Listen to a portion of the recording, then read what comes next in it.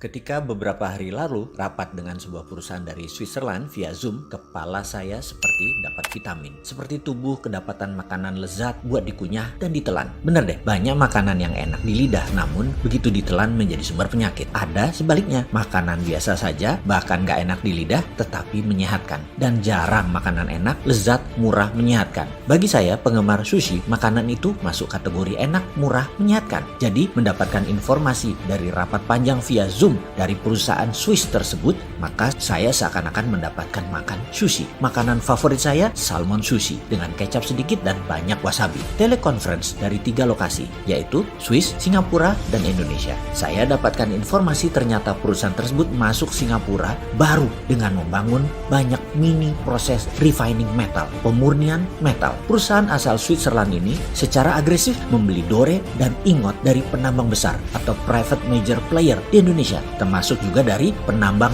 tanpa izin dalam tanda petik, dengan struktur tertentu yang kemudian di-refine di Singapura. Mereka saat ini sedang meningkatkan stok PGM mereka atau precious group metal mereka. Mereka juga ternyata membangun di Dubai seperti di Singapura ini dengan bahan baku dari Afrika. Menarik, asli menarik strategi yang mereka lakukan. Mereka menghubungi saya karena nama saya kebetulan ada dalam perusahaan tambang emas di utara Manado, di salah satu pulau utara Indonesia. Mereka ingin mengambil ingotnya atau dore atau metal yang masih bercampur dengan emas yang kadarnya paling tinggi 50%. Masih ada Ag-nya, masih ada PT-nya, yang jelas Cu-nya yang paling banyak dari sisa 50% tadi. Mereka memerlukan semua mineral tadi. Sama persis seperti apa yang dilakukan pihak Cina dengan mengambil nikel yang dibela pejabat teras yang multi talent itu. Nikelnya 25%, sisanya emang isinya pasir. Ya enggak lah, ada litium, ada ferro. Wis, males dah kalau saya lanjutin urusan hal ini. Sebenarnya yang heran adalah masalah fansnya. Asli saya heran. Tanah air dikuras, bosnya mah nggak paham-paham banget. Pejabat-pejabatnya berlindung di balik kebaikan bosnya. Ketika diingatkan banyak kesalahan pejabat-pejabat tersebut, lalu bosnya dan fans bosnya dipakai buat serangan balik. Dan mereka akhirnya sudah tahunan menikmati kedaulatan menjabat dilindungi oleh bosnya. Yang pastinya fulusnya mah mereka pribadi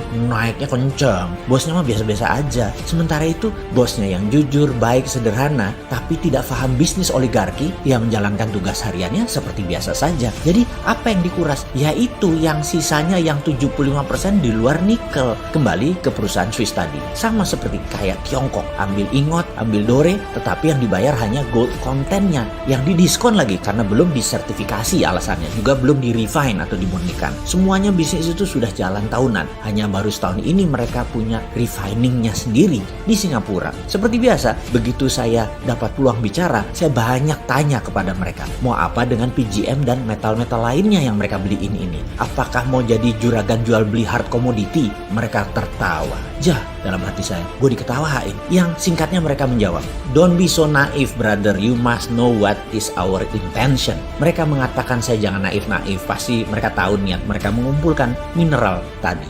Kepala saya langsung teringat 200 tahun yang lalu ketika Swiss mengumpulkan banyak metal di dunia, di mana Swiss adalah satu-satunya negara yang memiliki Swiss Metal Bank, bank metal yang menyimpan benda-benda berharga. Semua ini menjadi dasar underlying terbitnya Swiss franc, mata uang Swiss. Jadi kali ini mereka mengumpulkan kembali, apakah dengan tujuan yang sama, membuat Swiss jadi safe haven currency. Banyak ngelamun saya dalam diskusi kemarin. Setiap beberapa kalimat dari mereka, saya langsung punya theater of mind, layar bioskop di kepala saya. Apa yang akan terjadi ke depan dengan strategi mereka ini? Pertama, saya geblek-geblekin yang jual material ke mereka. Jual tanah air dengan harga murah. Prinsip dagangnya begini, kalau mereka punya tambang, katakanlah tambang tembaga Freeport. Ingat ya, Freeport tambang tembaga, bukan tambang emas. Iya, tambangnya ada emasnya, tapi yang dipajakin kan koper bukan gold. Gimana sih lu?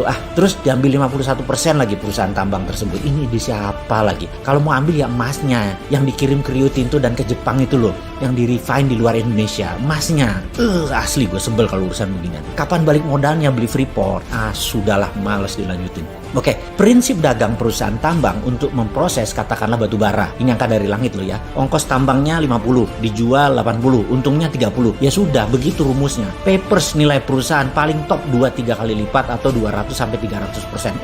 Itu pun sudah overvalue. Tapi perusahaan teknologi nilainya bisa 100 kali aset atau kapitalisasinya bisa beratus kali karena kemampuan melipat nilai papersnya tadi. Juga perusahaan metal berharga ini. Semacam VOC lah, nilai papersnya bisa berkali lipat. Jadi perusahaan Swiss tadi ambil metal untuk dijadikan jaminan underlying surat berharga seperti bond misalnya. Misalnya bond tadi diambil Swiss untuk cetak uang, maka kertas saja yang dipindah tangankan, metal masih di tangan perusahaan Swiss tadi, katakan 10 billion dolar buat jaminan Swiss franc. Swiss membayar pinjaman tadi juga pakai bunga atau membeli dengan DP yang murah. Persis seperti pinjamnya IMF deh. Lalu misalnya negara lain, Singapura pinjam surat berharga tadi buat underlying terbitnya uang baru Singapura dolar. Kertas berharga itu pindah tangan. Tidak perlu 100% dibayar oleh Singapura, cukup 20-30% saja dari nilai. Tapi Singapura bisa cetak 100%, memanfaatkan 70% sisanya tadi. Kan ada jaminan, nggak inflasi. Yang enggak lah. Juga misalnya dinaran perlu emas, maka dinaran cukup bayar 20-30% surat berharga perusahaan Swiss tadi. Ya emasnya perusahaan Swiss ini, dan ketika diminta fisik, ya dia berikan emasnya nantinya. Tentunya harus bayar full. Tetapi selama rupiah Anda dipegang di rekening Anda di dinaran, ya emasnya dipegang perusahaan Swiss tadi. Ini asli pinter. Saya kok jadi terinspirasi ya. Kok negara kita pejabatnya nggak sepinter negara Swiss yang nggak punya laut, nggak punya sumber daya alam, bisa menjadi safe haven lagi. Oh iya, perusahaan Swiss tadi namanya Metalor.